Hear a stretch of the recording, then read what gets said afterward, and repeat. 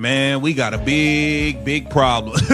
We have a major problem on our hands. This is not good.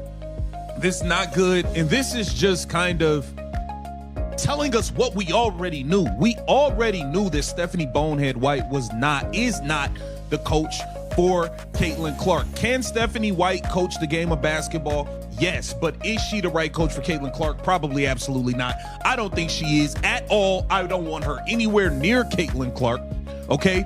Once you decided you put that girl at small forward in a damn basketball game. Yeah, it should have been fired. Caitlin Clark just dropped a reality check that shines a harsh light on the coaching problems surrounding the Indiana Fever, openly pushing back against Stephanie White's core approach. She's looking to weave parts of Luka Doncic's play style into her own game, a direction White has publicly questioned and clearly doesn't support. This goes far beyond a simple difference of opinion. It's a deep collision of basketball philosophies that could disrupt Clark's growth and shake the team's direction. The stakes are massive, and the pressure now sits squarely on White under a bright, unforgiving spotlight. I don't want her anywhere near Caitlin Clark, okay? Once you decided you put that girl at small forward in a damn basketball game. Yeah, it should have been fired after that. You was trying to putting Harry McDonald in at point guard over Caitlin. You have lost your damn mind. And now with these recent comments from Caitlin Clark, we know Stephanie White is not the coach for Caitlin Clark. We got to break this down. Welcome to Keep the Vision. Make sure you like, comment, subscribe, share the channel, hit that bell notification, and hype the video. Let's get right into things. So we already know CC took over NBC and the NBA. She takes over everywhere she go, damn it. Okay. The proof is right there. While on commentary during a Dallas Mavericks broadcast, Stephanie White made her stance clear, criticizing Luka Doncic's high-usage, ball-dominant approach and favoring a quick movement system with constant ball rotation and shared involvement. Those remarks stand in sharp contrast to Caitlin Clark's recent praise for Luka's command of the floor, his control of tempo, scoring touch, and playmaking impact without relying on elite speed or explosiveness. This goes beyond simple taste or strategy. It's a documented disconnect between a coach's stated philosophy and the developmental path of franchise players openly aiming to follow. Which is why this does not work, okay? That's why she's got Aaliyah Boston trying to be a hub and all of this stuff, because she doesn't want the ball in Caitlin Clark's hands so much. That's why she has Aaliyah Boston doing that. She got Aaliyah Boston damn near playing point guard. Caitlin is saying, yeah, man, I got to learn some stuff from Luka. I got to add some of that Luka stuff to my bag. Stephanie White don't want nothing to do with that. This doesn't work. Stephanie White needs to be fired. Stephanie White needs to be fired. Point blank and period. I don't even know why we're sitting here playing games. Our offense, bro, the Indiana Fever offense was just... Caitlin Clark made it clear she wants to study Luka's talent for controlling defenders, handling physical pressure, and generating space. Core tools for commanding perimeter presence. She acknowledged her own habit of drifting away from pressure and pointed to his style as a blueprint for staying composed through contact and owning her spots on the floor. This isn't vague inspiration. It's a precise development vision in her own words, one that sharply contrasts with White's preference for an offense built on constant ball movement instead of extended control in a single player's hands. Stephanie White needs to be fired. Point blank and period. I don't even know why we're sitting here playing games. Our offense, bro, the Indiana Fever offense was just fine last season. The offense was just fine Caitlin Clark rookie season, okay? You didn't need to come over here and bring in that trash, boring Alyssa Thomas, Connecticut Sun, Dejanay Carrington, I can't make a basket offense to Indiana. Indiana had the best offense in the league, especially post-Olympic break. It was must-see TV. You came over here trying to do your own thing and messed it all up. That's actually what happened. That's what happened.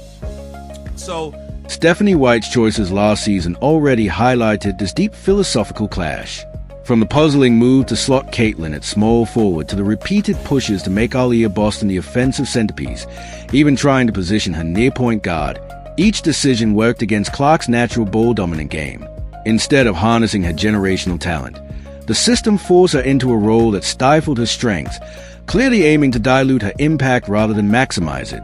CTV, you came over here trying to do your own thing and messed it all up. That's actually what happened. That's what happened. So This thing is not going to work. Caitlin Clark wants to add things like Luka, some of the things he does to her game, which I think would be beneficial to her. You know, she does need to be more creative in isolation and one-on-one. She does need to learn how to move her opponent, her defender around. She does need to learn how to shoot going right. You know, we know she's money when she's going left to pull up. She has to improve her jump shot going right. Okay? And it's things from Luka and other players that she can add. But Stephanie... The signs are unmistakable. Stephanie White isn't the right fit for Caitlin Clark. Her philosophy, focus on emotional control and spreading offensive touches, clashes head-on with Clark's natural style and her clear vision for growth. This isn't a question of basketball knowledge. It's about whether White can guide a generational talent in a way that truly elevates her game. Everything points to one conclusion. She cannot. No, she's money when she's going left to pull up. She has to improve her jump shot going right. Okay? And it's things from Luka and other players that she can add. But Stephanie White is not the coach to allow her to learn and grow into that. Okay? Stephanie White wants to run this stupid junior varsity motion offense. Like, bro, we're not doing that. This is the Caitlin Clark show. Your ass can go, actually. You can go. None of us is here to see you, Stephanie White. None of us are here to see you. We only here to watch Caitlin cook. We're not here for you or nothing else. Stop playing games. Stop playing games. Nobody was trying to watch Connecticut Sun play when you was a coach. And the mismatch is undeniable, pointing to one unavoidable conclusion. Stephanie White must go. Her failure or refusal to adjust her coaching approach to fit her franchise players is holding back Clark, the team, and the league. The Fever's offense was thriving before her tenure, particularly after the Olympics, but her transplanted, uninspired schemes, echoing the Connecticut Sun style with Alyssa Thomas and Dana Borna, did more to suppress the team's potential than to enhance it. We're not here for you or nothing else. Stop playing games. Stop playing games. Nobody was trying to watch Connecticut Sun play when you was a coach. And is this me saying Stephanie White doesn't know basketball at all? Absolutely not. Stephanie White does know basketball.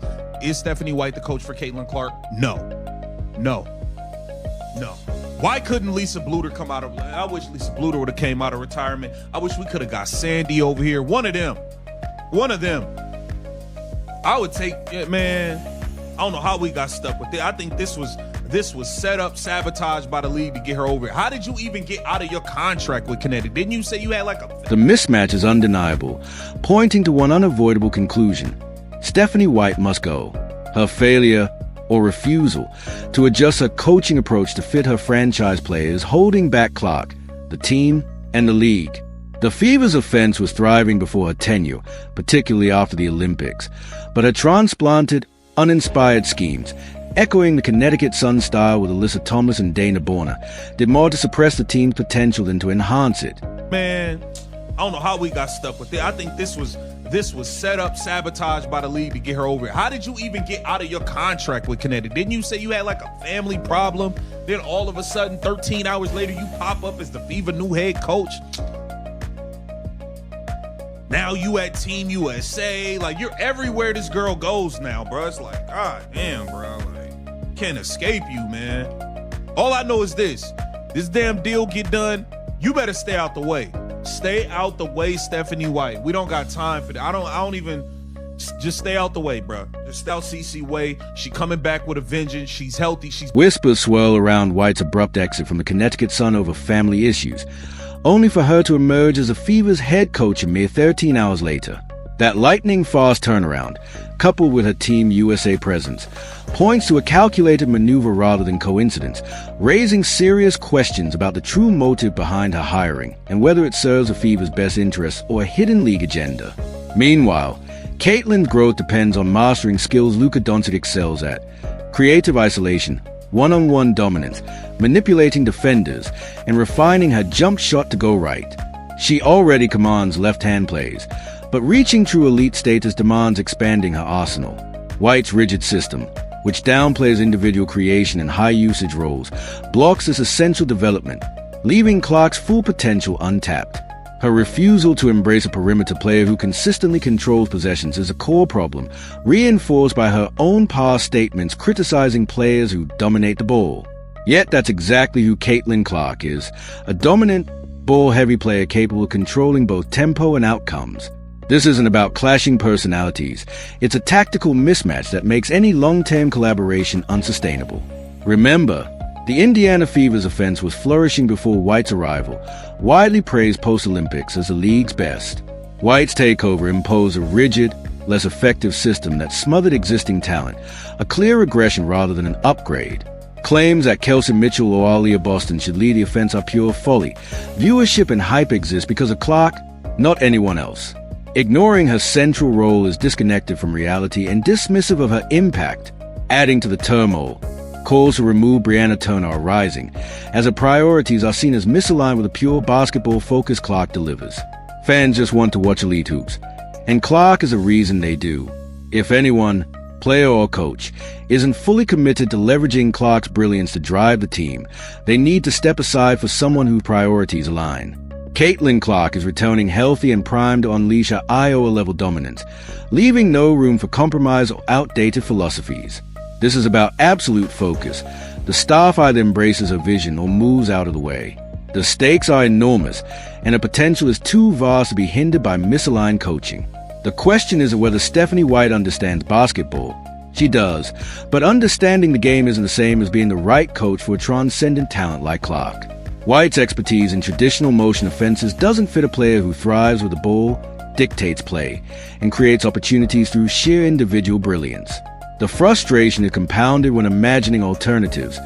What if Lisa Bluder had stepped in, or Sandy Brondolo taken the helm? These coaches know how to harness a star's unique strengths, building systems that elevate their talent. Instead, the Fever are saddled with a coach whose vision clashes directly with their most valuable asset, exposing a flawed hiring process. At the heart of the issue is a fundamental conflict between Clark's aim to evolve into a Luka-like playmaker and White's preference for an offense that suppresses individual dominance. Clark needs guidance that encourages absorbing contact, manipulating defenders, and operating with high usage, everything White's system is designed to limit. This isn't just about wins and losses. It's about nurturing a generational talent. Forcing Clark into a structure that stifles her instincts and blocks essential skill growth could drastically alter the trajectory of her career. The long-term success of the Indiana Fever, and a substantial part of the WNBA's future, hinges on unlocking Clark's full potential, not limiting it. The directive is clear. The team must put Caitlin Clark's growth and vision above all else. Any coach, player, or agenda that fails to maximize her impact and allow her unparalleled talent to flourish is a liability. This is about building a dynasty around a singular generational player, and if Stephanie White cannot embrace that, her exit isn't just likely, it's essential. The future of the Fever, and arguably the league itself, depends on it. Clark has exposed a critical flaw in the team's leadership, one that demands immediate action if White continues to enforce a system at odds with Clark's development and natural game. The stakes are enormous, with severe consequences for both the star's career and the franchise's potential, and the time for decisive action is now.